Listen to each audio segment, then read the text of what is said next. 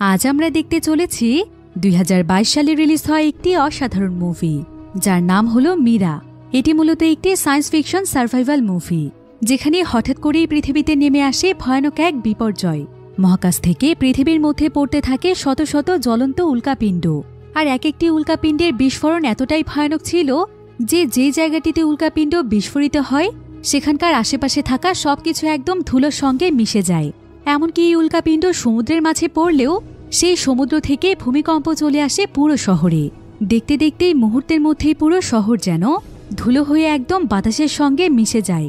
পরিস্থিতি এতটাই ভয়ানক হয়ে ওঠে যে মনে হয় পুরো আকাশ যেন পৃথিবীর উপর ধসে পড়ছে। এতে করে পৃথিবী চলে যায় ধ্বংসের একদম দ্বার প্রান্তে। তবে পৃথিবীর এমন ভয়ানক পরিস্থিতি মোকাবেলা করে মানুষকে নিজেদের অস্তিত্ব টিকিয়ে রাখতে পেরেছিল, সেটাই আমরা দেখব এই মুভিটিতে। তাহলে চলুন ঘুরে আসা যাক ধ্বংস হয়ে যাওয়া এক পৃথিবীর গল্প থেকে। তো গল্পটি শুরু হয় মহাকাশের একটি দৃশ্য দেখিয়ে, যেখানে আমরা ছোট্ট একটি উল্কাপিণ্ড দেখতে পাই, যেটা কিনা অনেক দ্রুত গতিতে একজন মানুষের গাড়ির গ্লাসের উপরে পড়ে, যেটা অনেক ছোট হওয়ার কারণে কারোই তেমন কোনো ক্ষতি হয় না। আসলে এই সময়টা ছিল এমন একটি সময় যখন আকাশ থেকে এভাবে উল্কাপিণ্ড পড়ার বিষয়টিকে খুবই সাধারণ একটি বিষয় মনে করা হতো, কারণ এখন প্রায় প্রতিদিনই পৃথিবীতে উল্কাপাত ঘটে। এমনকি প্রতিনিয়ত প্রায় 5 টন ওজনের উল্কাপাত পৃথিবীতে এসে পড়ে। কিন্তু সবচাইতে ভয়ানক ব্যাপার হচ্ছে যে প্রতিনিয়তই মহাকাশ থেকে বিশাল বিশাল উল্কাপিণ্ড পৃথিবীর দিকে ধেয়ে আসছে, যেগুলো পৃথিবীতে পড়তে শুরু করলে পুরো পৃথিবী ধ্বংস হয়ে যাবে। কিন্তু সৌভাগ্যবশত পৃথিবীর গতির ফলে সেই বিশাল বিশাল উল্কাপিণ্ডগুলো পৃথিবীর পাশ দিয়ে চলে যায়, যেটা প্রতিনিয়ত বিজ্ঞানীরা পর্যবেক্ষণ করে চলেছে। কিন্তু তারপরও তারা পৃথিবী নিয়ে অনেক বেশি দুশ্চিন্তায় ছিল, কারণ যে কোনো সময় পৃথিবীর গতির একটু পরিবর্তন হলেই সেই সমস্ত বিশাল আকৃতির উল্কাপিণ্ডগুলো পৃথিবীতে এসেই পড়বে। তাই বর্তমানে বিজ্ঞানীরা পৃথিবীর ভবিষ্যৎ নিয়ে অনেক বেশি চিন্তিত। তো এবার আমরা সেই গাড়িটির মধ্যে লীরা নামক একটি মেয়েকে দেখতে পাই, যে গাড়িটির উপরে সেই ছোট উল্কাপিণ্ডটি পড়েছিল। তো লীরার সঙ্গে এখানে তার পরিবারও রয়েছে, যাদের মধ্যে ছিল তার মা সেতলানা, তার সৎ বাবা বরিস এবং তার সৎ ভাই এগোর। আসলে লীরা যখন অনেক ছোট ছিল তখনই কোনো এক কারণে তার মায়ের সঙ্গে তার বাবার ডিভোর্স হয়ে যায়, আর তখন থেকেই লীরা তার মায়ের সঙ্গেই রয়েছে। তো আজকে তার পুরো পরিবার তাকে তার স্কুলে নিয়ে যাচ্ছে, কারণ আজকে তার স্কুলে তাদের দৌড় প্রতিযোগিতা রয়েছে। তবে এমন সময় আবার গাড়ির রেডিওতে একটি নিউজ শোনা যায় যে আগামীকাল নাকি পৃথিবীর অনেক কাছ দিয়ে বিশাল বিশাল উল্কাপিণ্ড যাবে, যেগুলোকে পৃথিবী থেকে একদম স্পষ্ট দেখা যাবে।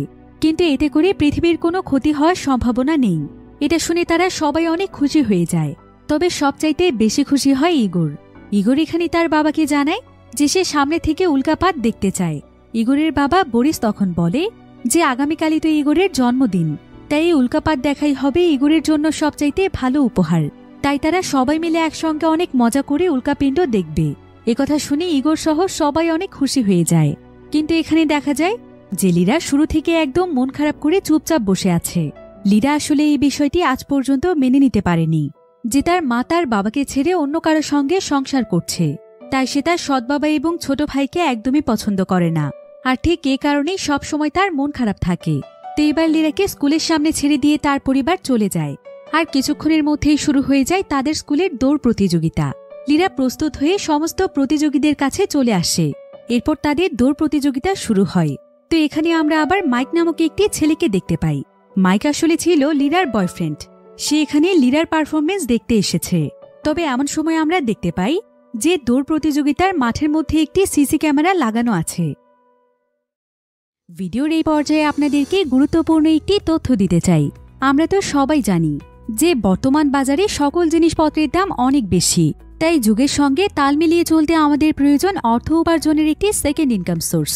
আর এই অর্থ উপার্জনের এমনই একটি দুর্দান্ত মাধ্যম হচ্ছে বিনোমো, যেটা 100% ট্রাস্টেড একটি ট্রেডিং প্ল্যাটফর্ম। এখানে আপনি ট্রেডিং না জানলেও ডেমো অ্যাকাউন্ট দেয়া হয় ট্রেডিং শেখার জন্য। আসুন আপনাদেরকে দেখাই। এই হলো বিনোমো ওয়েবসাইট। এখান থেকে উপার্জিত অর্থ আপনারা চাইলে বিকাশ, রকেট এবং নগদের মাধ্যমে খুব সহজেই উইথড্র করতে পারবেন। এই দেখুন, এখানে একটি গ্রাফ দেখা যাচ্ছে। এখন আমাকে অনুমান করতে হবে যে এই গ্রাফটি উপরে যাবে নাকি নিচে। আমার মনে হচ্ছে এটা উপরে যাবে। ওয়াও, আমার অনুমান সঠিক হয়েছে, আমি জিতে গিয়েছি। এখানে আবার সবচাইতে মজার ব্যাপার হচ্ছে বিনোমোতে আপনি পেয়ে যাবেন ইনস্ট্যান্ট উইথড্র করার সুযোগ। সেই সাথে 24/7 কাস্টমার সাপোর্ট তো থাকছেই। এমনকি এটা আপনি আপনার বন্ধুদেরকে রেফারও করতে পারবেন এবং প্রতি রেফারেই পেয়ে যাবেন $20। তাহলে আর দেরি কিসের? পিন কমেন্টে দেওয়া লিঙ্কের মাধ্যমে এখনই ঘুরে আসুন বিনোমো থেকে আর শুরু করুন আপনার ট্রেডিং জার্নি। আর সেই ক্যামেরাটি দিয়ে লীরার দিকে কেউ লক্ষ্য রাখছিল, কিন্তু এটা কে ছিল সেটা আমরা কিছুক্ষণ পরে জানতে পারব। তো এবার প্রতিযোগিতায় দেখা যায় যে লীরা প্রথমে সবার পেছনে পড়ে গিয়েছিল, কিন্তু আস্তে আস্তেই সে সবার সামনে চলে আসে আর কিছুক্ষণের মধ্যেই সে ফিনিশিং লাইনেরও একদম কাছে চলে আসে। তাই তার বয়ফ্রেন্ড মাইক অনেক বেশি এক্সাইটেড হয়ে যায়। সে একটি ফ্লেয়ারের মধ্যে আগুন জ্বালিয়ে ফিনিশিং লাইনের একদম কাছে চলে আসে এবং সে অনেক আনন্দ নিয়ে সেখানে সেলিব্রেট করতে থাকে। কিন্তু এখানে ফ্লেয়ারের আগুন দেখতে পেয়ে লীরা অনেক বেশি ভয় পেয়ে যায়, এমনকি সে অনেক আতঙ্কিত হয়ে ফিনিশিং লাইনের কাছেই যেতে পারে না, যেটা দেখে মাইক সহ বাকি সবাই একদম অবাক হয়ে যায়।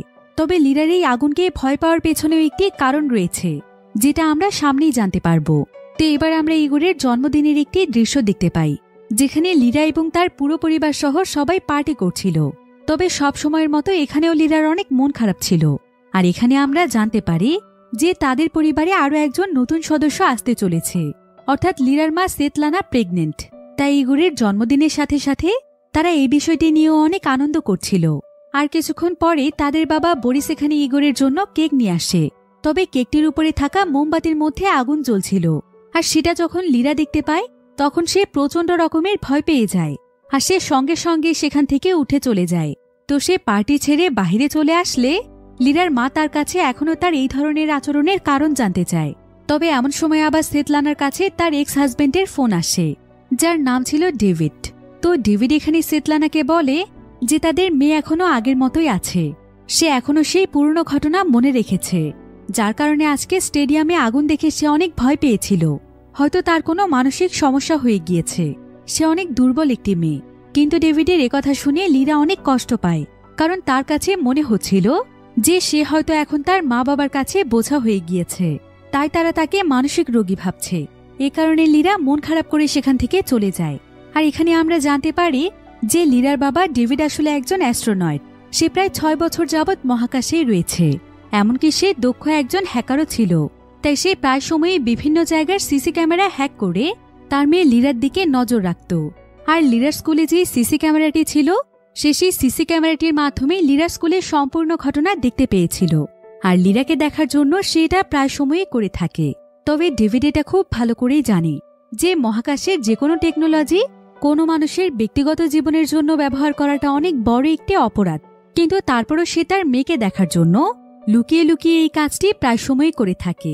ডেভিড আসলে রাশিয়ার মিরা নামক একটি স্পেস স্টেশনে কাজ করে, আর সেখানে মূলত তার কাজ হচ্ছে সেখান থেকে প্রতিনিয়ত উল্কাপিণ্ডের গতিবিধির দিকে নজর রাখা।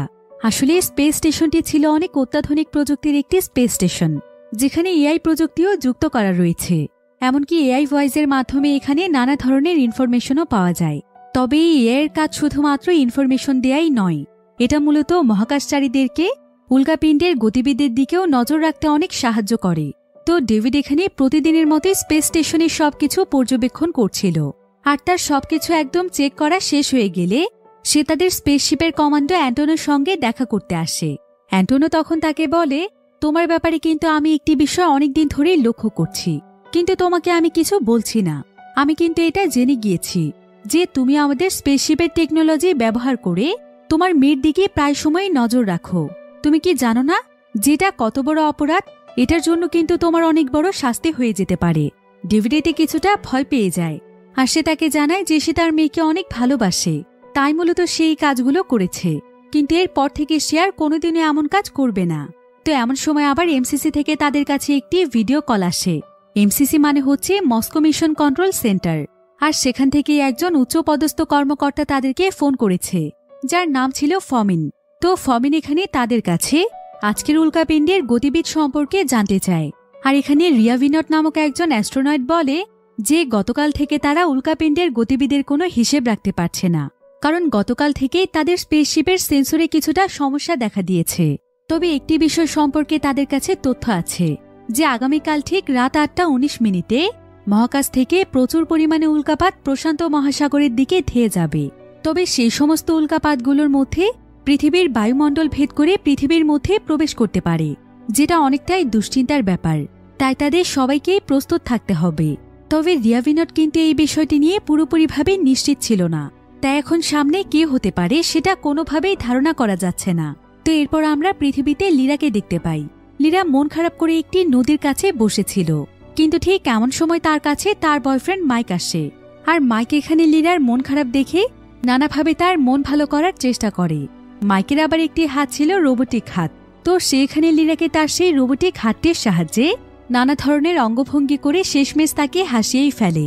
আসলে ছোটবেলায় মাইক যখন একবার আতশবাজি নিয়ে খেলছিল, তখনই একটি দুর্ঘটনার কারণে সে তার একটি হাত হারিয়ে ফেলেছে।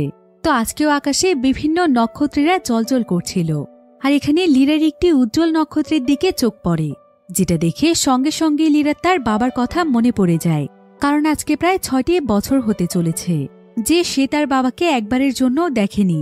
তো লিরা এখানে মাইকের সঙ্গে এসব বিষয়ে অনেক গল্প করে, যার ফলে তার মন কিছুটা ভালো হয়ে যায়। এরপর রাতের বেলা সে তার বাড়িতে ফিরে আসে, আর বাড়িতে এসে দেখতে পায় যে তার ছোট ভাই ইগোরের অনেক মন খারাপ। লিরা তখন ইগোরের কাছে তার মন খারাপের কারণ জানতে চায়। ইগোর তখন তাকে জানায় যে কালকে নাকি উল্কাপাত হওয়ার কথা, তবে হঠাৎ করেই তার বাবা বরিসের অনেক জরুরি একটি কাজ পড়ে গিয়েছে, তাই কালকে সে তাকে আর উল্কাপাত দেখাতে নিয়ে যেতে পারবে না। এই কারণে সে মন খারাপ করে বসে আছে। আর ইগোরের এতটা মন খারাপ দেখতে পেয়ে লিরার অনেক খারাপ লাগে। লিরা তখন ইগোরকে তার একটি প্রিয় দূরবীন দিয়ে দেয়, যেটা তার বাবা ডেভিড তাকে দিয়েছিল। এরপর সে ইগোরকে সেই উঁচু কনস্ট্রাকশন বিল্ডিংটি দেখিয়ে বলে যে সেই বিল্ডিংয়ের উপরে দাঁড়িয়ে এই দূরবীনটির মাধ্যমে খুব সহজেই উল্কাপাত একদম পরিষ্কারভাবে দেখা যাবে। ইগোর এতে অনেক খুশি হয়ে যায়। এরপর আমরা লিরার শরীরে অনেকগুলো পোড়া দাগ দেখতে পাই, যেটা ছোটবেলায় তার সঙ্গে ঘটে যাওয়া সেই দুর্ঘটনার ফলে হয়েছে। তো এবার লিরা সেখানে মন খারাপ করে একদম চুপচাপ বসে থাকে। আর এমন সময় লিরার তার ছোটবেলার কথা মনে পড়ে যায়, যখন সে তার বাবার সঙ্গে খুব সুন্দর কিছু মুহূর্ত কাটিয়েছিল। এ সময় লিরার বয়স ছিল মাত্র 9 বছর। লিরা একটি দূরবীনের সাহায্যে আকাশের অনেক দূরের দৃশ্য দেখছিল। তো এরপর সে তার বাবাকে জিজ্ঞাসা করে, আচ্ছা বাবা, তুমি কি এত দূরের আকাশে চলে যাবে? তবে তুমি খুব বেশি দূরে যেও না, ঠিক আছে বাবা? না হলে তো আমি তোমাকে এই দূরবীন দিয়ে দেখতেই পাবো না। এদিকে আবার আমরা ডেভিডকে দেখতে পাই। ডেভিডের এখানে তার মেয়ের কথা খুবই মনে পড়ছিল, তাই সে লিরার ছোটবেলার কয়েকটি ভিডিও ফুটেজ দেখছিল। আর এই ভিডিওগুলো দেখতে দেখতে সে অনেক বেশি ইমোশনাল হয়ে যায়। আসলে তার অনেক সুন্দর একটি পরিবার ছিল। সে লিরা এবং তার ওয়াইফ সেতলানাকে নিয়ে অনেক সুন্দরভাবেই জীবন কাটাচ্ছিল। কিন্তু হঠাৎ করে তার এবং তার ওয়াইফের মধ্যে কিছু বিষয় নিয়ে ভুল বোঝাবুঝির কারণে তাদের বিচ্ছেদ হয়ে যায়। আসলে সে তার জীবনে এমন একটি ভুল করে ফেলেছে, যেটার জন্য এখনো সে অনেক আফসোস করে। তবে তার ভুলটি আসলে কি ছিল সেটা আমরা পরে জানতে পারবো। তো এবার পরের দিন সকালে দেখা যায় যে বিভিন্ন রেডিও স্টেশনের মাধ্যমে সবাইকে জানিয়ে দেয়া হয় আর মাত্র ৪৫ মিনিটের মধ্যেই উল্কাপাত শুরু হতে চলেছে। তাই এই সুন্দর দৃশ্যটিকে স্মরণীয় করে রাখার জন্য শহরের সবাইকে প্রস্তুত থাকতে বলা হয়, যাতে করে তারা উল্কাপাতের এই সুন্দর দৃশ্যটিকে উপভোগ করতে পারে। কারণ প্রতি ৫০ বছর পর পর এত বেশি পরিমাণে উল্কাপাতের দৃশ্য পৃথিবী থেকে দেখা যায়, যেটা সত্যিই অনেক মনোমুগ্ধকর দৃশ্য। তাই প্রতিটি মানুষ জীবনে একবার হলেও উল্কাপাতের দৃশ্য দেখতে চায়। তাই আজকেও এই উল্কাপাতের নিউজ শুনে সবাই অনেক এক্সাইটেড হয়ে যায়, কারণ রেডিওর মাধ্যমে সকলকে জানানো হয় যে আজকের এই উল্কাপাতের কারণে পৃথিবীর কোথাও কোনো ক্ষতি হবে না।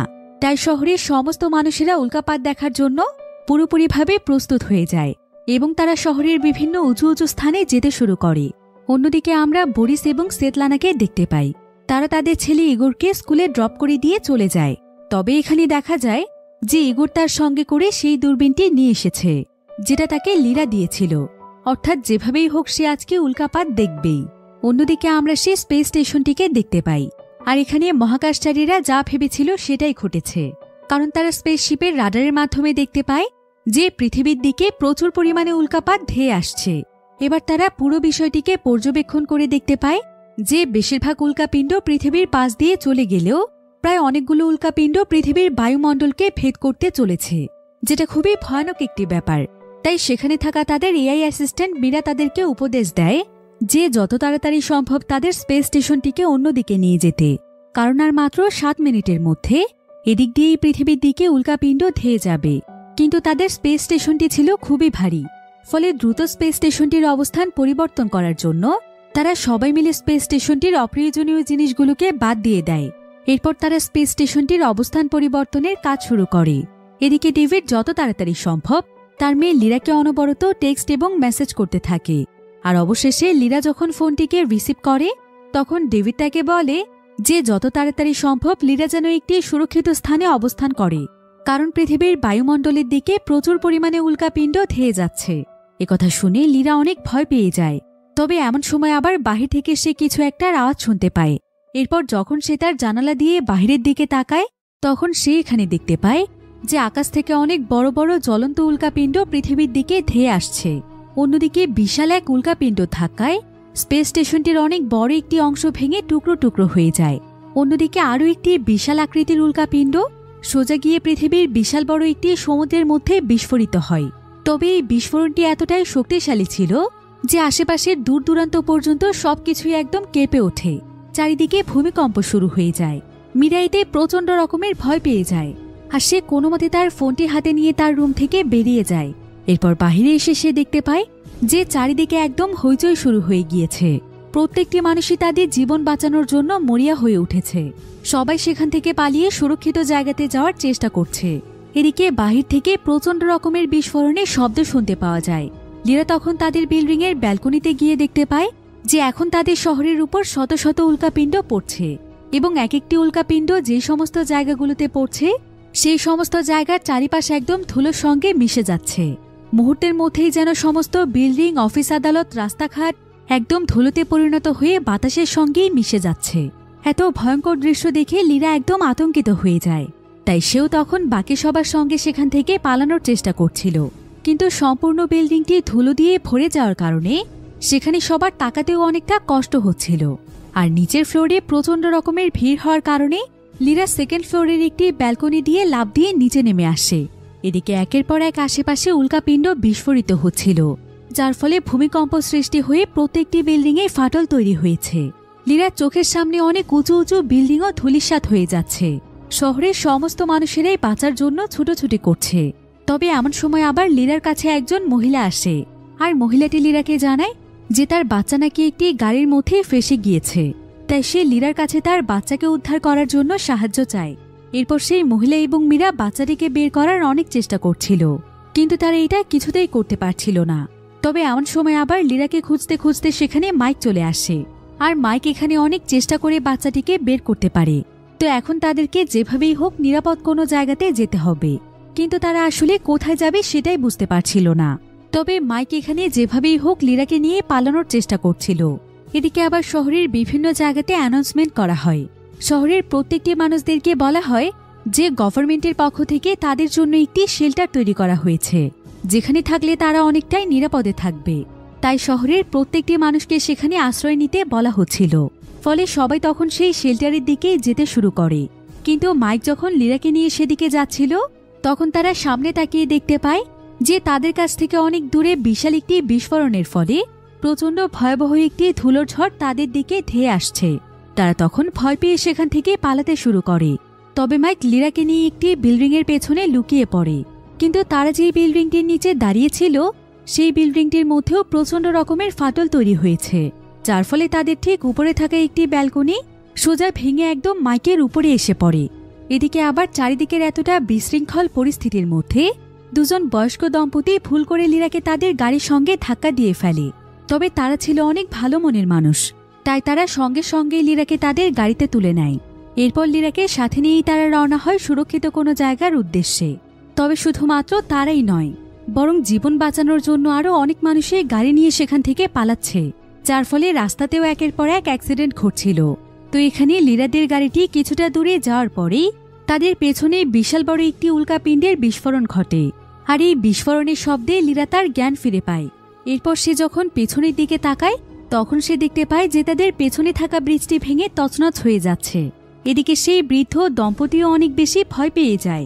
তারা বুঝতে পারছিল না যে তাদের এখন কি করা উচিত। মহিলাটি তো এখানে ভয়ে একদম কাঁদছিল। তারপর এমন সময় আবার তাদের গাড়ির ঠিক সামনেই অনেক বড় একটি ট্রাকের অ্যাক্সিডেন্ট ঘটে, যার ফলে রাস্তা একদম ব্লক হয়ে যায়। তবে এমন সময় সেখানে উল্কাপিণ্ড পড়তে শুরু করে। ফলে সেই বৃদ্ধ দম্পতি কোনো সুরক্ষিত জায়গাতে পৌঁছানোর আগেই তাদের পাশেরই অনেক বড় একটি বিল্ডিং ধসে পড়ে এবং বিশাল এক ধুলোর ঝড় তাদের দিকে এগিয়ে আসতে থাকে। আর লীরা যখন এমন ভয়ানক দৃশ্য দেখতে পায় তখন সে ভয়ে চিৎকার করতে করতে সেখান থেকে পালাতে থাকে।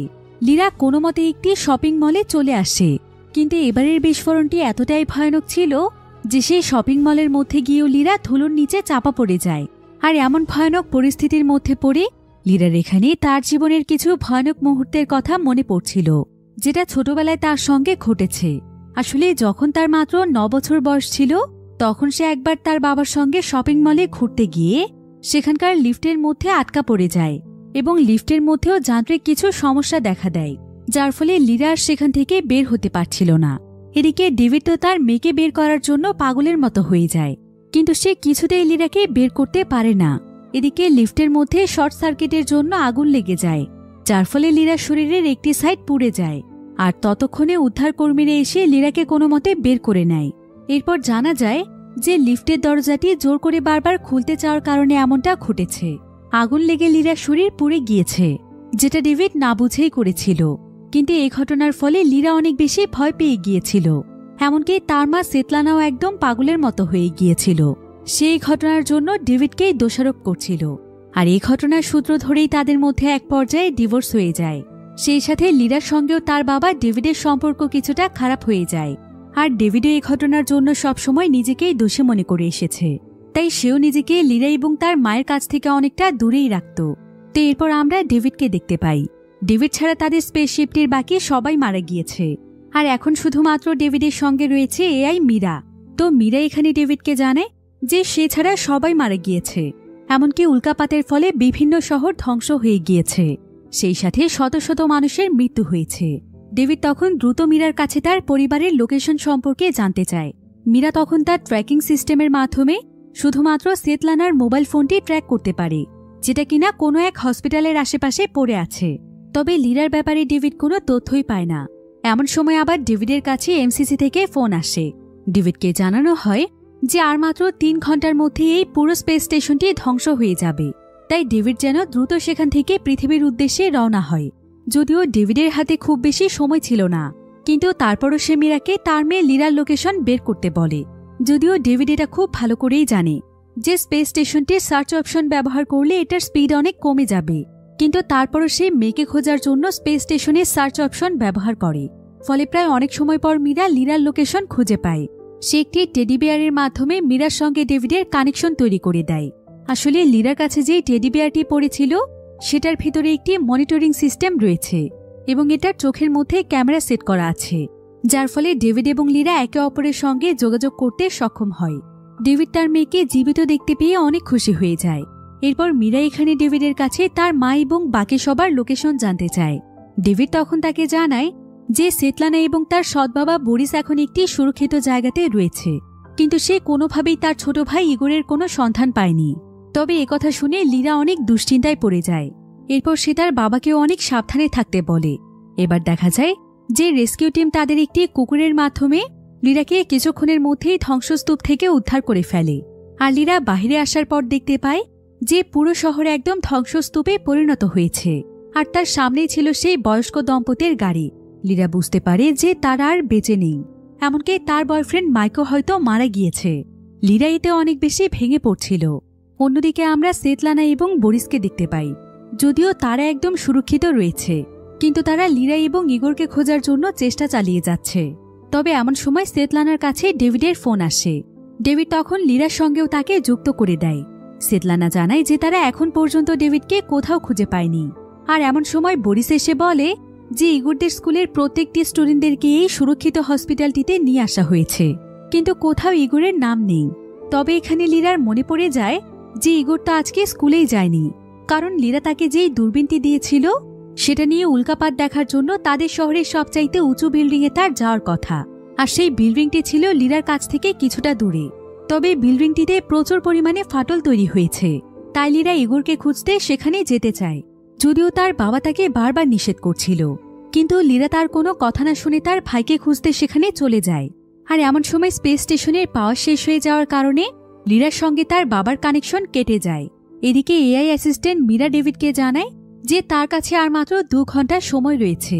তাকে পৃথিবীতে ফিরতে হবে। কিন্তু ডেভিড চাইছিল যে সে তার মেয়েকে যেভাবেই হোক সুরক্ষিত জায়গাতে পৌঁছে দেবে।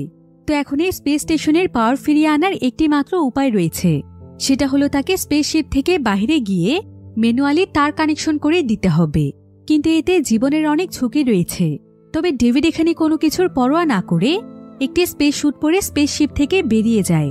সে তার সঙ্গে করে একটি পাওয়ার ক্যাবলও এনেছে। তবে মীরা এখানে বারবার তাকে তার স্পেস স্যুটের ত্রুটি সম্পর্কে বলছিল, কিন্তু ডেভিড কোনো কিছুর পরোয়া না করে সে পাওয়ার ক্যাবলটিকে একটি ব্যাটারির সঙ্গে কানেকশন করে দেয়। অন্যদিকে আমরা লিরাকে দেখতে পাই। লিরা সেই উঁচু বিল্ডিংটির একদম সামনে চলে এসেছে। তবে এখানে সে দেখতে পায় যে সেই বিল্ডিংটির অনেক ছোটখাটো অংশ ভেঙে ভেঙে নিচে পড়ছে, অর্থাৎ যে কোনো সময় বিল্ডিংটি ধসে পড়তে পারে। কিন্তু লিরা কোনো মতে তার মনের মধ্যে সাহস জুগিয়ে সোজা তার ভাইকে উদ্ধার করতে বিল্ডিংটির ভেতরে চলে যায়। লিরা পাগলের মতো ইগোরকে খুঁজছিল। এরপর সে বিল্ডিংটির একটি ফাঁকা জায়গাতে এসে অনেক জোরে জোরে চিৎকার করে ইগোরকে ডাকতে থাকে। যদিও লিরাকে দেখে মনে হতো যে লিরা হয়তো ইগোরকে পছন্দ করে না, কিন্তু এখানে পরিষ্কারভাবে বোঝা যাচ্ছে যে লিরা আসলে ইগোরকে কতটা ভালোবাসে। তো এবার কিছুক্ষণ পরেই মীরা দেখতে পায় যে ইগোর সেই বিল্ডিংয়ের উঁচু একটি জায়গাতে চুপচাপ বসে আছে।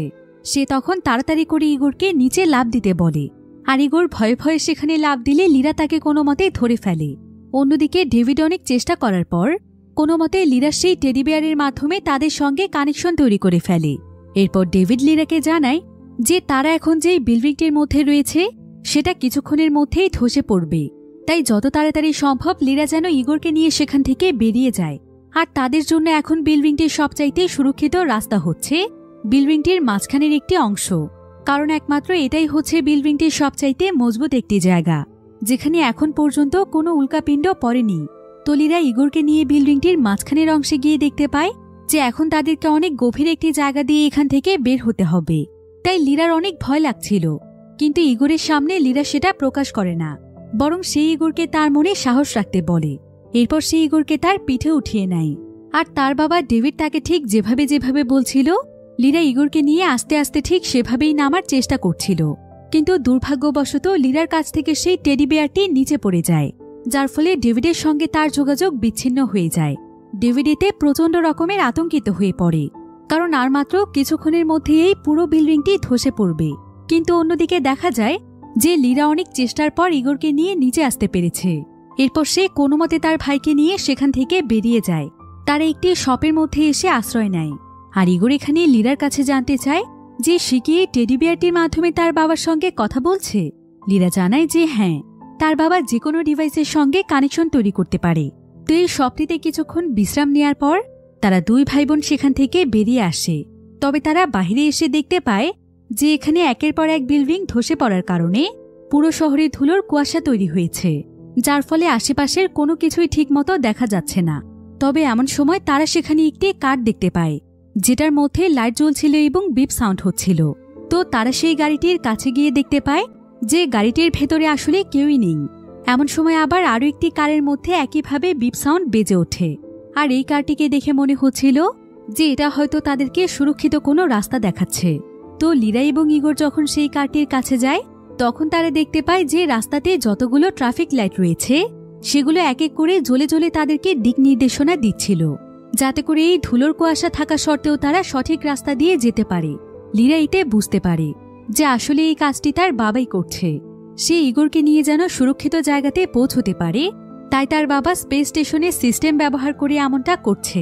এমন সময় লিরা সেখানে একটি সিসি ক্যামেরাও দেখতে পায়। সে বুঝতে পারে যে এই ক্যামেরাগুলোর মাধ্যমেই তার বাবা তাদের দিকে নজর রাখছে। তো এবার ডেভিডের দেয়া সিগন্যালের মাধ্যমে তারা রাস্তা দিয়ে চলতে চলতে এক পর্যায়ে তারা অনেক উঁচু একটি জায়গাতে পৌঁছে যায়। তারা বুঝতে পারে যে এটা হচ্ছে একটি সুরক্ষিত স্থান, অর্থাৎ এখন হয়তো তাদের আর কোনো ভয় নেই। তাই ডেভিড অনেক খুশি হয়ে যায়। এরপর সে নিজ স্পেস স্টেশনে সবকিছু রেডি করতে থাকে, যাতে করে খুব শীঘ্রই সেও পৃথিবীর উদ্দেশ্যে রওনা হতে পারে। এদিকে লিরা হঠাৎ করে অনেক জোরে একটি বিস্ফোরণের আওয়াজ শুনতে পায়। এরপর সে পেছনে তাকিয়ে দেখতে পায় যে ভয়ানক এক বিস্ফোরণের স্রোত এসে ইগোরকে ছুঁড়ে ফেলে দেয়। লিরা এতে অনেক ভয় পেয়ে যায়, আর সে তাড়াতাড়ি করে ইগোরের কাছে গিয়ে তাকে সামলে নেয়। লিরা দেখতে পায় যে ইগোর তার মাথায় অনেক আঘাত পেয়েছে। অন্যদিকে ডেভিডও এই বিস্ফোরণের খবরটি জানতে পারে, আর এই অ্যাসিস্ট্যান্ট মীরা তাকে জানায় যে সেখানে থাকা ছোট্ট একটি জাহাজে আগুন লাগার কারণে এই বিস্ফোরণটি ঘটেছে। এমনকি সেখানে থাকা আরও একটি বড় জাহাজের মধ্যে আগুন লেগেছে, ফলে কিছুক্ষণের মধ্যে সেখানে আরও অনেক বড় একটি বিস্ফোরণের সম্ভাবনা রয়েছে, যার ফলে হয়তো লিরা এবং ইগোর মারাও যেতে পারে। কিন্তু এদিকে ডেভিডের কাছেও খুব একটা সময় ছিল না, বাঁচতে হলে তাকে এখনই বের হতে হবে। কিন্তু সে এখানে সিদ্ধান্ত নেয় যে তার যা কিছুই হয়ে যাক, তার এখানে মৃত্যু হয়ে গেলেও সে তার মেয়েকে বাঁচাবে। তাই সে তার মেয়ের জন্য সবকিছু করার আপ্রাণ চেষ্টা করছিল। এদিকে লিরা সেখানে একটি হেলিকপ্টার দেখতে পায়, তাই সে তাড়াতাড়ি করে তার ভাই ইগোরকে নিয়ে সেখানে চলে যায়। আর সে সেখানে থাকা রেস্কিউ টিমের কাছে তার ভাইয়ের জন্য সাহায্য চায়। কিন্তু তাদেরকে হেলিকপ্টারে নেওয়া হয় না, কারণ অলরেডি সম্পূর্ণ হেলিকপ্টার লোড হয়ে গিয়েছে, তাই ইগোরকেও হেলিকপ্টারে নেওয়া হয় না। কিন্তু ঠিক এমন সময় আশ্চর্যজনকভাবে হেলিকপ্টারের ভেতর থেকে বের হয় মাইক, আর সে তার জায়গাতে ইগোরকে হেলিকপ্টারে উঠিয়ে দেয়, কারণ ইগোরের অবস্থা খুব একটা ভালো ছিল না। এদিকে মাইককে জীবিত দেখে লিরা অনেক খুশি হয়ে যায়। এদিকে ইগোরকে সোজা সেই সুরক্ষিত হাসপাতালে নিয়ে যাওয়া হয়, যেখানে তার মা বাবা রয়েছে, আর সেখানেই তার ট্রিটমেন্টের ব্যবস্থা করা হয়। অন্যদিকে ডেভিডের কাছে আর মাত্র 29 মিনিট সময় ছিল, তবে ডেভিডের শুধুমাত্র চিন্তা ছিল তার মেয়েকে নিয়ে। সে তখন মীরাকে অর্ডার করে যে তার মেয়ের আশেপাশে থাকা যে কোনো ডিভাইসের সঙ্গে কানেকশন তৈরি করতে, আর মীরা তখন তার এআই সিস্টেমের মাধ্যমে সরাসরি মাইকের ফোনের সঙ্গে কানেকশন তৈরি করে ফেলে, কারণ এটাই ছিল লিরার সবচাইতে কাছের ডিভাইস। এবার ডেভিড মাইক এবং লিরাকে জানায় যে তাদের অনেক কাছে অবস্থিত বিশাল বড় একটি জাহাজে আগুন লেগেছে, আর সেটা কিছুক্ষণের মধ্যেই এমনভাবে বিস্ফোরিত হবে যে এতে করে সেখানকার সমস্ত মানুষ মারা যেতে পারে। তাই ডেভিড তাদের দুজনকে যেভাবেই হোক একটি বাংকার খুঁজে বের করতে বলে, কারণ এটাই ছিল তাদের বাঁচার একমাত্র উপায়। কিন্তু লিরা এখানে নিজের জীবনের কথা ভাবছে না, তার চিন্তা হচ্ছে যে সেই বিস্ফোরণ ঘটলে তো এখানকার সবাই মারা যাবে। তাই লিরা চাইছিল সবাইকে বাঁচাতে। মাইক তখন লিরাকে বলে যে তাদের যেভাবেই হোক সেই জাহাজের আগুন নেভাতে হবে। তাই লিরা এবং মাইক তখন সেই জাহাজের ভেতরে যেতে চায়, আর যেভাবেই হোক সেখানকার আগুন নেভাতে চায়। কিন্তু ডেভিড এটা জানতে পেরে অনেক চিন্তিত হয়ে পড়ে। সে তখন লিরাকে বলে, তুমি তো সামান্য দেশলাইয়ের আগুন দেখলেই ভয় পেয়ে যাও, তাহলে জাহাজের এত বিশাল আগুনকে তুমি কিভাবে মোকাবেলা করবে? তাই তোমার উচিত যেভাবেই হোক সেখান থেকে পালিয়ে যাওয়া, কারণ তুমি চাইলেও আগুন নেভাতে পারবে না, বরং এতে করে তোমার জীবন চলে যাবে। কিন্তু এখানে আবার লিরা অতীতের একটি ফ্ল্যাশব্যাক দেখতে পায়, যেখানে দেখা যায় যে লিরার শরীরে যখন লিফটের মাধ্যমে আগুন লেগে গিয়েছিল, তখন তার বাবা ভয় পেয়ে তাকে না বাঁচিয়ে সেখান থেকে পালিয়ে গিয়েছিল। একথা মনে পড়তে লিরার তার বাবার প্রতি অনেক ঘৃণা হচ্ছিল, তাই সে সঙ্গে সঙ্গে রাগ করে তার ফোনটিকে পানিতে ফেলে দেয়। এতে ডেভিড একদম অস্থির হয়ে পড়ে, কারণ সে এখন চাইলেও লিরার সঙ্গে আর কথা বলতে পারবে না। তবে ডেভিড এখানে নিজেকে অনেক অপরাধী মনে করছিল। তার কাছে মনে হচ্ছিল যে সে তো ছোটবেলায় একবার তার মেয়েকে বাঁচাতে পারেনি, আর আজকেও সে শত চেষ্টা করেও হয়তো ব্যর্থ হতে চলেছে। তার হয়তো বাবা হওয়ার মতো কোনো যোগ্যতাই নেই। অন্যদিকে আমরা লিরা এবং মাইককে দেখতে পাই, তারা ছোট্ট একটি বোটে করে সেই বড় জাহাজটির দিকে যাচ্ছে, যেখানে ভয়াবহভাবে আগুন ছড়িয়ে পড়ছে।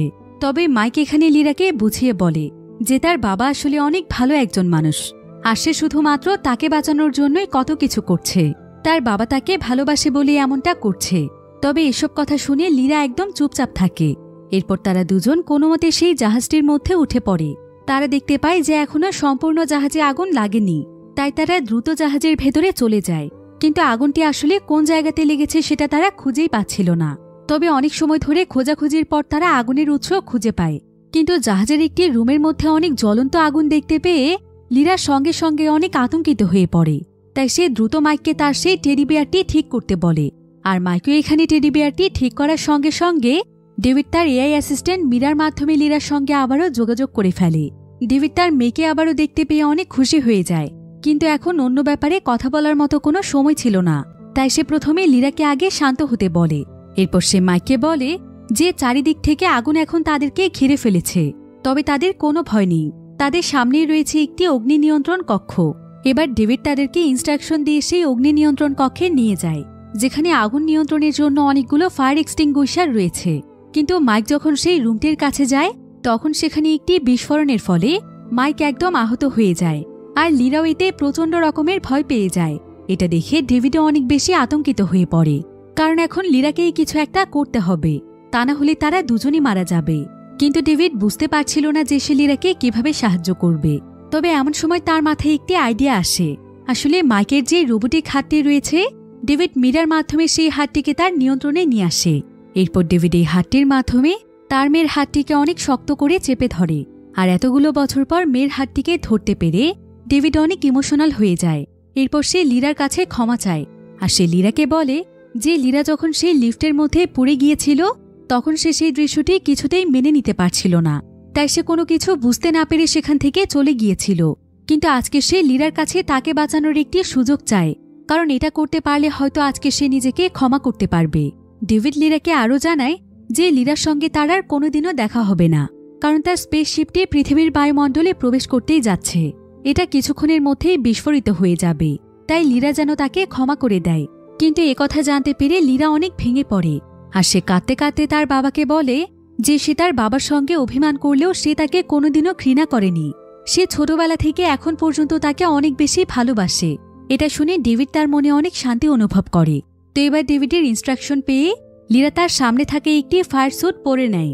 ফলে লিরা আগুনের উপর দিয়ে হেঁটে জাহাজের বিশাল বড় একটি পাইপলাইনের কাছে চলে যায়। আর সে তার বাবার শেখানো নিয়ম অনুযায়ী পাইপলাইনটিকে কোনো মতে চালু করে দেয়। আসলে এই পাইপলাইনটি সমুদ্রের পানি টেনে জাহাজের ভেতরে নিয়ে আসে, যার ফলে জাহাজের মধ্যে এবার প্রচুর পরিমাণে পানি প্রবেশ করতে শুরু করে এবং আস্তে আস্তে সম্পূর্ণ আগুন নিয়ন্ত্রণে চলে আসে, যেটা দেখে ডেভিড একদম নিশ্চিন্ত হয়ে যায়। এরপর সে তার মৃত্যু হবে জেনেও একদম রিল্যাক্সে বসে মৃত্যুর জন্য প্রস্তুত হয়ে যায়, কারণ অবশেষে সে তার মেয়েকে বাঁচাতে পেরেছে। তবে এখন অলরেডি তার স্পেস স্টেশনে আগুন লেগে গিয়েছে। অন্যদিকে দেখা যায় যে কিছুক্ষণের মধ্যেই মাইকের জ্ঞান ফিরে এসেছে। তো লিরা যখন মাইককে নিয়ে বাইরে আসে তখন সে আকাশের দিকে তাকিয়ে দেখতে পায় যে তার বাবার স্পেসশিপটি একদম পৃথিবীতে এসে টুকরো টুকরো হয়ে গিয়েছে, অর্থাৎ তার বাবা তাকে বাঁচাতে গিয়ে নিজের জীবন দিয়ে দিয়েছে। এবার পরের দৃশ্যে দেখা যায় যে লিরা এখন তার পরিবারের কাছে চলে এসেছে। আর সে এখানে আজকে প্রথমবারের মতো তার সৎ বাবাকে জড়িয়ে ধরে, অর্থাৎ সে বরিসকে এখন তার বাবা হিসেবে মেনে নিয়েছে। এতে সেতলানা অনেক খুশি হয়, কারণ এখন তাদের পরিবারটি একদম পরিপূর্ণ। আর এই ভয়ানক উল্কাপিণ্ডের হাত থেকে তাদের পরিবারের সবাই সার্ভাইভ করতে পেরেছে। তারা নতুন এক জীবন ফিরে পেয়েছে। এটাই ছিল তাদের পরিবারের জন্য সবচাইতে বড় পাওয়া। আর এভাবেই খুব সুন্দর একটি মুহূর্তের মধ্য দিয়ে গল্পটি এখানেই শেষ হয়ে যায়। তো গল্পটি কেমন লেগেছে সেটা আমাকে কমেন্ট করে জানাতে ভুলবেন না। যদি ভালো লেগে থাকে তবে ভিডিওটিতে একটি লাইক দিন এবং চ্যানেলটিকে সাবস্ক্রাইব করে আমার পাশেই থাকুন। ধন্যবাদ।